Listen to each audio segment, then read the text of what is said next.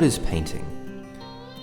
At its most rudimentary, fundamental level, it's putting some sort of liquid color on a canvas, most of the time using a brush or a knife.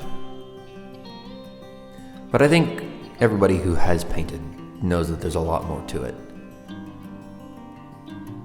You can express a feeling, you can express something deeper with paint than you can with words.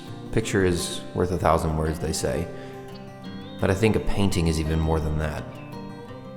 Because it's possible, depending on your skill level, to capture something beyond what a mere picture can take. Because a picture is simply copying what is real. A painting can go beyond that. And that's probably one of the things I love about painting, is that you're able to bend reality because it's not reality. You can get close, but you're able to capture something beyond that. A sense of fantasy, a sense of something that kind of calls to something else. If you're an artist and you've never really kind of explored doing something that's more messy and not as detailed and not as perfectionist, I would highly recommend you doing that, because in this piece, all I wanted to do was see if I could capture the mood and I could capture the feel with as few details as possible.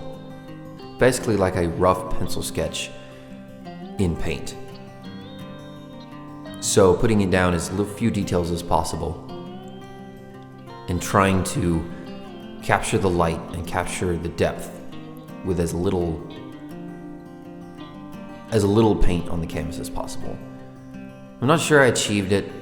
I really enjoy how this painting came out. I enjoyed the process. I actually painted this in 45 minutes. It was very moody to me. You can put this buffalo in any kind of situation that you want. And that's what I love about this style of painting, where it's just the bare minimum. It also teaches you what is actually important in a painting and what you need and what you don't actually need, depending on what you're painting. And that's what I love about art, is that you can blur the lines, you can leave things out so that the imagination fills it in, just like a story. And you don't have to put in every detail.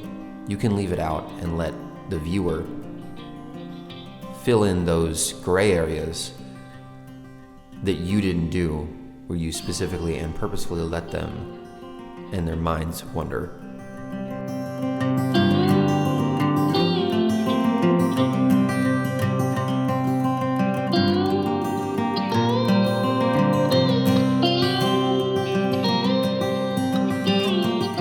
And that's probably one of the most fascinating things that I've learned about art, is that you don't always have to put the details in.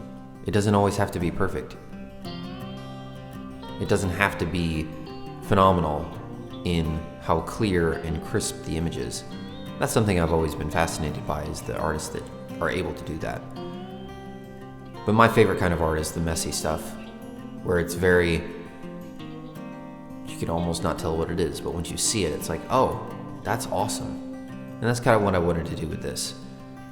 Not to that extent, but I wanted to have this one super messy, kind of like a pencil sketch with paint.